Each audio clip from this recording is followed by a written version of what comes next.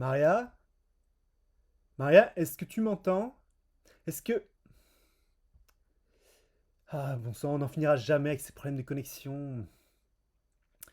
Il y a que toi pour partir en reportage quand tout s'effondre. Et dire que tu n'as jamais voulu m'accompagner en vélo à la mer, je me demande combien de temps tu vas mettre à pédaler pour arriver jusqu'à Bruxelles. J'espère que sur place tu trouveras une connexion et que tu recevras mes messages. Ici, on a l'électricité, quelques heures par jour. Pour Internet, c'est aléatoire. J'essaierai de t'appeler tant que ça sera possible.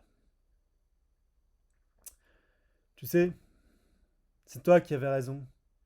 Je te remercierai jamais assez de m'avoir entraîné dans ce combat. Julie et Yacine viennent de faire l'aller-retour jusqu'à Tiange. Eux, ça va, ils avaient l'habitude. À vélo, ils ont été rapides.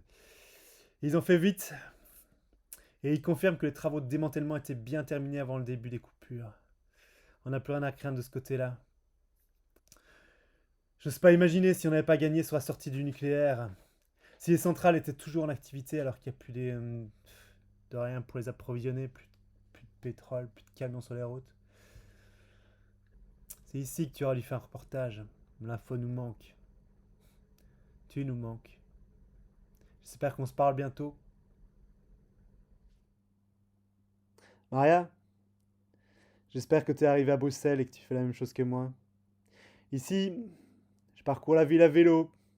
Alors, il y a des dégâts, des magasins pillés, des bâtiments, des voitures à l'abandon, hein. Visiblement, il y a beaucoup de gens qui ont fouillé la campagne. Enfin, la campagne. Je me demande bien où. J'ai fait le tour de tous les potagers qu'on avait recensés et installés ici. Bah, les trois quarts sont presque toujours en état. Il va y avoir du boulot, c'est vrai, mais on a commencé à s'organiser avec le collectif. Les gens nous rejoignent. Je crois qu'on va pouvoir multiplier les surfaces de culture par 10 et produire bientôt assez à manger. On va enfin la planter, cette liège verte dont on rêvait. Je croise les doigts pour que tu vives la même chose à Bruxelles. Reviens vite. Je veux que tu vois ça. On a besoin de toi. Il y a du boulot ici. Aya, je comprends pas pourquoi tu réponds pas. Personne n'a de nouvelles de Bruxelles, c'est incroyable. Mais j'avoue qu'on a assez de problèmes ici. Je me rappelle plus ce que c'était d'avoir froid, mais là on vit un épisode exceptionnel de mauvais temps et tout est en train de péter partout. Manque d'eau courante, de gaz, d'électricité. Avec le collectif, on a prêté main forte à un groupe qui construisait des cabanes pour les sans-abri. Ensemble, on a réaménagé des lieux abandonnés, on a construit des réservoirs d'eau, on a installé des chauffages au bois. Ça marche bien. Plus personne ne dort dehors et la solidarité fonctionne à fond, mais tout le monde est tendu. Il y a eu des vols, de la bagarre. Sophie et Mehdi passent leur temps à essayer de faire en sorte que tout le monde se parle et coopère. Tu connais leur énergie, hein. Mais je voudrais aussi pouvoir te parler. Je voudrais pouvoir t'entendre. Réponds-moi. Maria, je sais pas pourquoi j'enregistre ce message. Est-ce que tu l'entendras seulement un jour? Est-ce que ça en vaut la peine?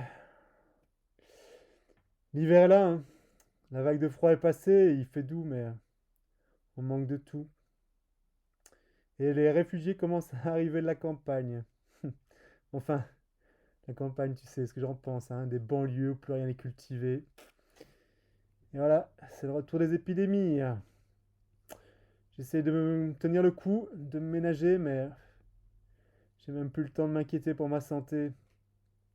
Tous les collectifs ont décidé que la priorité, c'était les maisons médicales. Elles sont encore 6, tu sais, à fonctionner, c'est vraiment un miracle.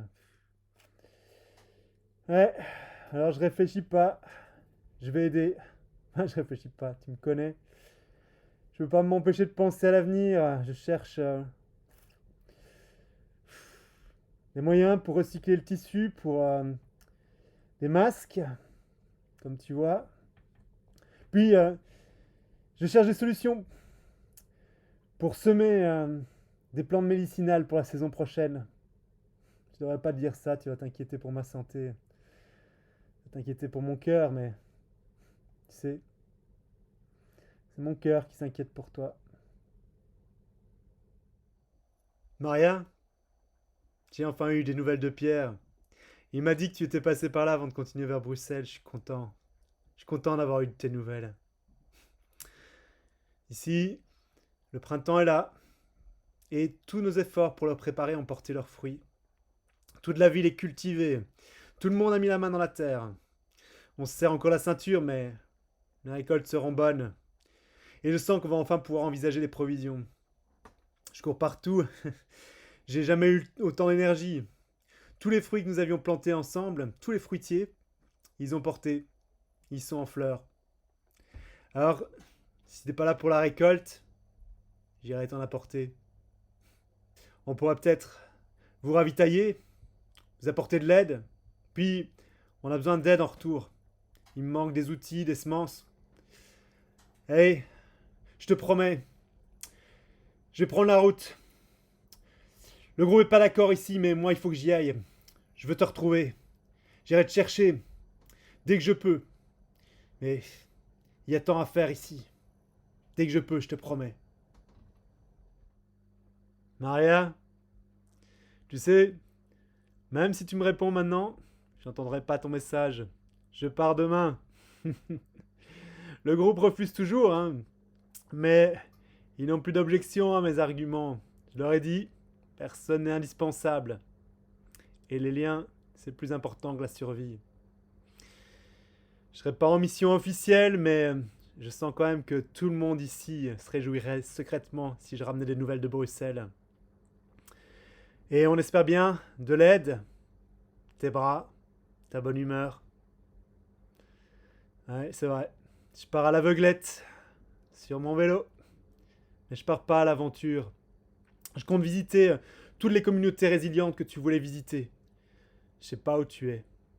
Je sais pas si je te trouverai. Mais je continuerai à te chercher.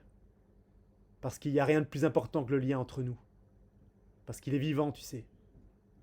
Maria, tu m'entends? J'arrive.